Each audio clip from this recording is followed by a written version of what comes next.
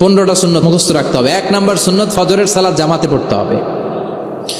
2 নামাজ মুনাফিকদের কাছে সবচেয়ে কঠিন, একটা হচ্ছে ফজরের নামাজ আর একটা এশার নামাজ। 2 নাম্বার সুন্নাহ হচ্ছে আসিওয়াক, মেসওয়াক করা। মাতফারাতুন লিল ফাম মারদাতুন লির রাব, মেসওয়াক করলে দাঁত পরিষ্কার থাকে, আল্লাহ খুশি হয়ে যায়। বিষ্ণু বলেছেন যদি আমার উম্মতের জন্য কষ্ট না হতো প্রত্যেক নামাজের আগে মেসওয়াক করা আমি ফরজ করে দিতাম। মেসওয়াক ছিল বিশ্বনবীর জীবনের শেষ আমল। এই মেসওয়াক করে বিশ্বনবী শেষ নিঃশ্বাস ত্যাগ করেছেন। বিষ্ণু বলতেন নি'মা সিওয়াকিয়া যাইতুন ফাইন্নাহু সিওয়াকি ওয়া সিওয়াকুল আমবিয়া মিন ক্বাবলি।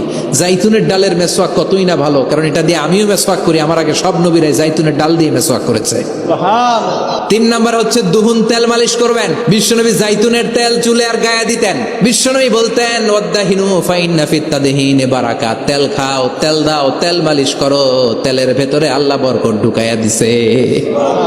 4 নম্বরে আত্তিব, জুমার দিনে সুগন্ধি লাগিয়ে যাওয়া সুন্নাত। বিশ্বনবী বলতেন এই দুনিয়ার 3টা জিনিস আমার কাছে সবচাইতে প্রিয়, হুব্বিবা ইলাইয়া মিন দুনিয়াকুম সালাস। 1 হচ্ছে আন-নিসা, নারীদেরকে আমি পছন্দ করি। 2 হচ্ছে আত্তিব, সুগন্ধি লাগাতে আমি পছন্দ করি। বিশ্বনবীরে কেউ সুগন্ধি হাদিয়া দিছে, বিশ্বনবী নেয় নাই, এরকম কোন ঘটনা ঘটে নাই। আল্লাহু আকবার।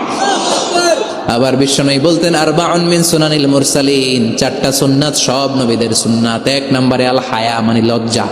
আরেক বর্ণনা এসেছে আল খিতান মানে সুন্নাতে খাতনা, এটা সব নবীদের ছিল। আর সেওয়াক, সব নবীরা মেসওয়াক করেছেন। আত্তিব, সব নবীরা আতর লাগিয়েছেন। আর নিকাহ, সব নবীরা বিয়েও করেছেন। চিল্লায় পড়েন আল্লাহু আকবার। আর লিবাস আহসানা সিয়াব, সুন্দর জামা পরা। নট নেসেসারি যে নতুন জামা হতে হবে, পুরাতন জামাও ধুয়ে আয়রন করে পরলে একটা সৌন্দর্য আছে না নাই? ইন্নাল্লাহা জামিল ওয়া ইউহিব্বুল জামাল, আল্লাহ নিজে সুন্দর, সৌন্দর্যকে আল্লাহ পছন্দ করেন। এরপরে ইকসারুস সালাহ আলান নবী, বিশ্বনবীর উপর বেশি বেশি দুরূদ পড়া।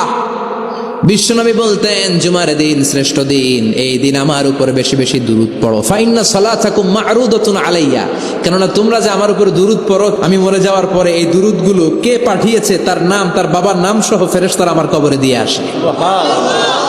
সাহাবারা বললেন ইয়া রাসূলুল্লাহ কাইফা সালাতুনা মা'রুদাতুন আলাই, আপনি মরে যাওয়ার পরে আমাদের দুরূদ কেমন করে আপনি দেখবেন? ওয়াকাদ আরিমতা, আপনি তো পচে গলে মাটির সাথে মিশে যাবেন। বিশ্বনবী বলেন ইন্নাল্লাহা হাররামা আলাল আরদি আন তাকুলা আজসাদাল আমবিয়া, নবীদের লাশকে খেয়ে ফেলা, নবীদের লাশকে পচিয়ে ফেলা জমিনের সব মাটির জন্য আল্লাহ হারাম করে দিয়েছে। এরপরে বিশ্বনবী বলতেন জুমার দিনে সূরাতুল কাহাফ পড়বা, কাহাফ পড়া সুন্নাহ। বিশ্বনবী বললেন সূরাতুল কাহাফ যে তেলাওয়াত করবে ইয়াকুনু লাহু নূর, এই সূরাতুল কাহাফ কিয়ামতের দিন তার সামনে বিশাল একটা আলো হয়ে আসবে। এই আলো দিয়ে পুলসিরাত পার হয়ে ওই বান্দা জান্নাতের ভেতরে ঢুকে যাবে।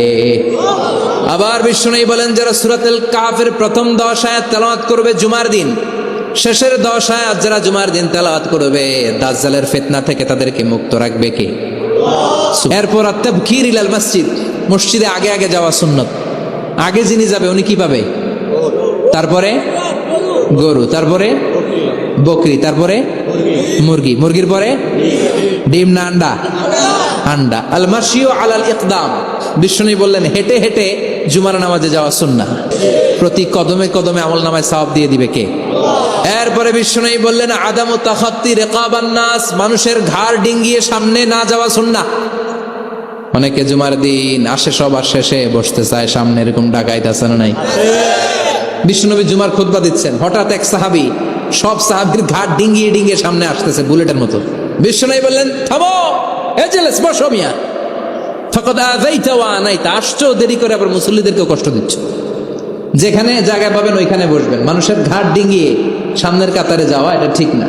এরপরে বিশ্বনবী বললেন দুখুলুল মসজিদে রাকাতাইন, জুমার নামাজের দিন মসজিদে ঢোকার পরে 2 রাকাত পড়া সুন্নাত। কয় রাকাত?